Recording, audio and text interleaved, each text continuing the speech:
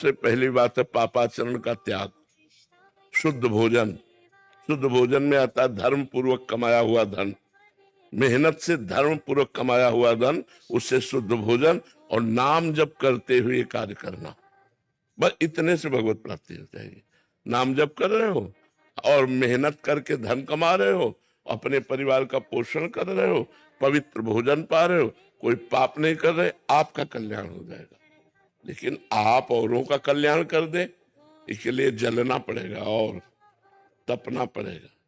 वही तप करने के लिए तपस्वी जन विरक्त वेश लेकर के और अपने जीवन को, मतलब आप समझते हैं जवानी किसे कहते हैं?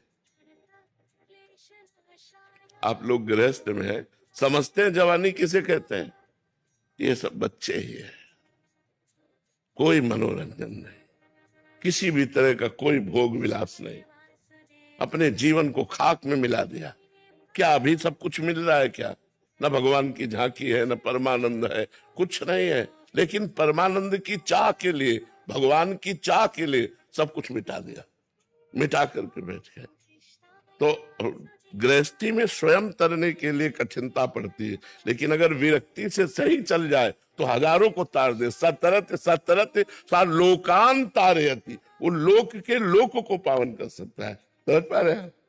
इसलिए विरक्त मार्ग जरूरी है। अगर विरक्त ना हो तो गृहस्थी में हम इतने मतवाले हो जाए कि हमें जगाए कौन, हमें कौन जगाए कि उठ, ये तेरा स्थान नहीं है, तेरा स्थान परमात्मा है, उठ और भजन कर, इन भोगों को ऐसे भोगते हुए चल, ऐसे त्यागते हुए चल। ये सब कौन बताएगा? अगर विरक्त गुरु ना हो तो कौन? अभी प्रश्न कर रहे थे कि तुम सब गृहस्थी में जवान हो, थोड़ा सा मन नहीं करता, तूफान करता है, तूफान। जैसे तूफान आवे रोकना कठिन होता है, ऐसे मन तूफान बनता है भैया। उस तूफान को ये सब जवान बच्चे सह रहे हैं, ये कोई साधारण खेल नहीं है। जवान बच्चे उसी तूफान को सह रहे हैं, लेकिन परमात्मा की चाह के लिए सब कुछ बलिवेदी पर चढ़ा दिया। परमात्मा की चाह रूपी बलिवेदी पर अपने आप को मिटा दिया। मिटा दे अपनी हस्ती को मुर्तबा चाहे, दाना खाक में मिलकर गुले गुलजार होता है।